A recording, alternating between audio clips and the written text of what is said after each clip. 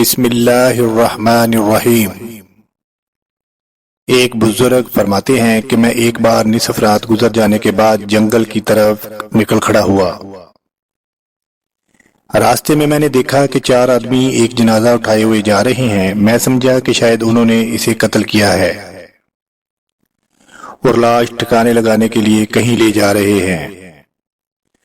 جب وہ میرے نزدیک آئے تو میں نے ہمت کر کے ان سے پوچھا، اللہ عز و جل کا جو حق تم پر ہے اس کو سامنے رکھتے ہوئے میرے سوال کا جواب دو، کیا تم نے خود اسے قتل کیا ہے یا کسی اور نے؟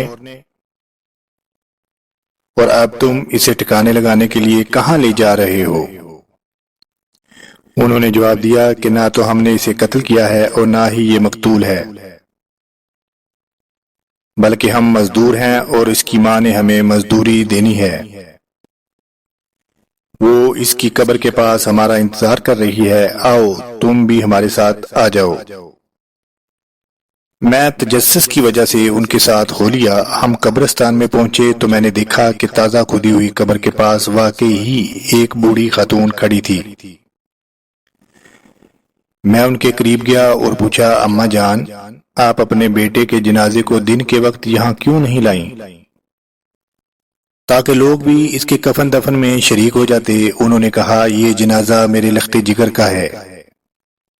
میرا یہ بیٹا شرابی اور گناہ گار تھا، ہر وقت شراب کے نشے اور گناہ کے دلدل میں پھنسا رہتا تھا۔ جب اس کی موت کا وقت قریب آیا تو اس نے مجھے بلا کر 3 چیزوں کی وصیت کی۔ جب میں مر جاؤں تو میری گردن میں رسی ڈال کر گھر کے ارد گرد گھسیٹنا اور لوگوں کو کہنا کہ گناہ گاروں اور نافرمانوں کی یہی سزا ہوتی ہے۔ مجھے رات کے وقت دفن کرنا، کیونکہ دن کے وقت جو بھی میرے جنازے کو دیکھے گا مجھے لعن طعن کرے گا۔ جب مجھے قبر میں رکھنے لگو تو میرے ساتھ اپنا ایک سفید بال بھی رکھ دینا، کیونکہ اللہ عز و جل سفید بالوں سے حیا فرماتا ہے، ہو سکتا ہے کہ وہ مجھے اس کی وجہ سے عذاب نہ دے۔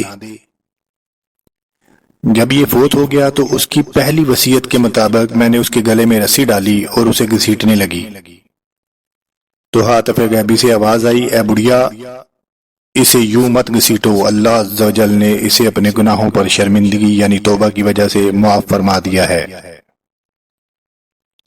وہ بزرگ فرماتے ہیں، جب میں نے اس عورت کی یہ بات سنی تو میں اس جنازے کے پاس گیا، نماز جنازہ پڑھی، پھر اسے قبر میں دفن کر دیا۔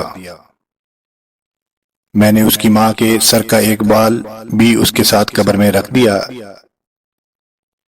اس کام سے فارغ ہو کر جب ہم اس کی قبر کو بند کرنے لگے تو اس کے جسم میں حرکت پیدا ہوئی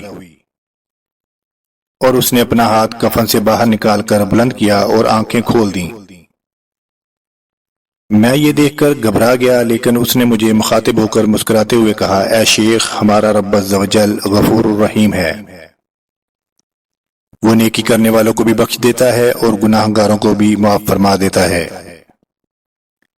یہ کہہ کر اس نے ہمیشہ کے لیے آنکھیں بند کر لیں، پھر ہم سب نے مل کر اس کی قبر کو بند کر دیا اور اس پر مٹی درست کر کے واپس آ گئے۔ ناظرین، بیان کردہ حقائق میں ایک شرابی اور انتہائی پاپی شخص پر اللہ تعالیٰ کے رحم و کرم کا تذکرہ ہے، جس سے رحمت خداوندی کی وسعت کا خوبی اندازہ لگایا جا سکتا ہے۔ اگر گناہوں کی دلدل میں پھنسا ہوا کوئی شخص سنجیدگی سے اپنا احتساب کرے اور اللہ عز و جل سے اپنی خطاؤں کی معافی مانگے تو وہ غفور رحیم ضرور اس پر اپنے رحم و کرم کی بارش فرماتا ہے۔